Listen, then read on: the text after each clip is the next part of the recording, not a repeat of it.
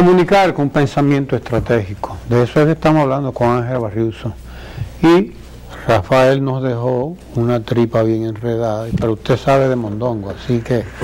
Se nos planteaba en el segmento anterior de un triángulo, es decir, como un triángulo amoroso entre quien emite la información o quien transmite un mensaje, el medio de comunicación y el ciudadano. Por ejemplo, si trabajamos en una institución privada o pública,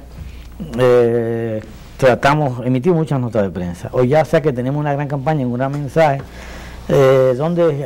¿cómo llegamos al ciudadano? Bueno, el medio masivo, la radio, la televisión, la prensa, la internet, son instrumentos, son medios, tal como que a través del cual llegamos al ciudadano, ¿verdad? Esa es la relación. Ahora, el error es creernos, como emisor de la información, que el medio está obligado a publicar lo que nosotros le enviamos tal cual fue enviado, o sencillamente un fragmento entero, el texto, cual fuere, obligado a publicarlo. Y resulta que no, que el medio de comunicación al quien enviamos la noticia para que la publique, creyendo que la va a publicar, eso es una opción de él, eso es su libertad de decidir si la publica o no la publique. La empresa tiene ese poder. Claro, porque él tiene una política informativa, él además tiene unos espacios disponibles, y si esa información es sustancial o no sustancial, o no le interesa de inmediato como información,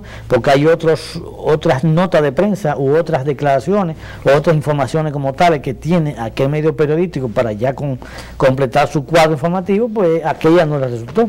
Es una opción, es una libertad que tiene, y uno no puede ni condenarlo, ni atacarlo, ni querer que no lo publiquen.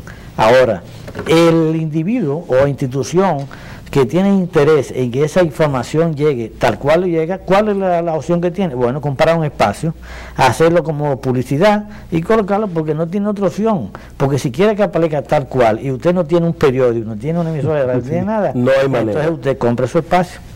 Perfecto. Este libro fue hecho con un pensamiento estratégico. Fue concebido un pensamiento estratégico. ¿Cuál es ese pensamiento? ¿Cuál es el objetivo? El objetivo, el propósito del libro, y pensado estratégicamente, está en función de provocar un cambio en el manejo propio de la comunicación, a partir de mi propia experiencia que he tenido por mi paso en distintas instituciones, que se contrata a un consultor en comunicación estratégica y resulta que vamos allí a mano pelada, con las manos vacías, con las manos vacías, porque no conocemos absolutamente nada en comunicación estratégica. Entonces eso yo lo viví. Como yo lo viví y pude experimentarlo, más tuve la oportunidad de que otros consultores extranjeros pasaron por aquella institución y yo aprendí algunas cosas de ellos, pues entonces me provocó, me motivó a continuar estudiando aquello y darle seguimiento al tema, y yo elaborar mi propio concepto, mi propia teoría, para facilitar a otros que vengan detrás de mí el trabajo que a mí me costó más trabajo en hacerlo. Muy bien, antes que se nos termine este espacio, ya que nos queda poco tiempo, Barriuso, quisiera un poquito salir del libro. Y la comunicación con sentido estratégico en el ambiente dominicano es común, está creciendo el trabajo con esa visión. Los organismos internacionales radicados en el país la aplican. Otras instituciones te contratan y te buscan en calidad de comunicación, y se crean departamentos de comunicación, pero no hacen esa labor, porque hay una confusión entre hacer labores de prensa, hacer labores de relaciones públicas y manejar otros conceptos. Entonces eso no se aplica mucho. La comunicación estratégica, en el sentido que tú lo estás planteando, tiene algo que ver con el mercadeo, porque vender,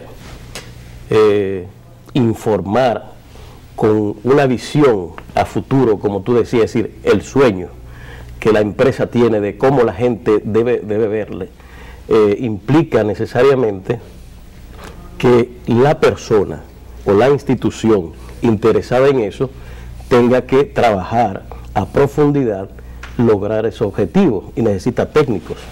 Claro. Claro, necesita técnico, entonces por eso que aparece el libro. Porque el libro lo que trato es de dar esa herramienta de trabajo, de facilitar una labor. Obviamente que el libro no es la absoluta verdad. El libro lo que trato es de entrar en una discusión internacional, porque si ustedes buscaran algunos libros de comunicación estratégica, distintos autores, se van a dar cuenta un detalle, ninguno coincide en un concepto, una definición. Cada uno tiene su propia percepción, su propio concepto de comunicación estratégica. Incluso hay conceptos encontrados respecto a pensamiento estratégico como tal. Es decir, no hay una unificación de esto. Luego yo me atreví, y subrayo la palabra atrever, a manejar este asunto, mis propios criterios. Pero el libro sí recoge esas discusiones. Es decir, para que el lector vea que hay esas discusiones. Y yo lo que digo, miren, en medio, ese es el panorama que existe, y esto es lo que yo te ofrezco, luego apuesta a usted. Muy bien. Barriuso, tenemos que agradecerte la participación en Ojalá, y esperamos que en una próxima participación pues vengamos a aplicar estas cosas, pero ya en otro sentido y en otros planos, como la política, por ejemplo, un poquito de ver la realidad nacional desde esta perspectiva que tú planteas en tu libro. Muchísimas gracias. Bueno, gracias a ustedes. A ustedes no se vayan, que inmediatamente continuamos con la perspectiva del día.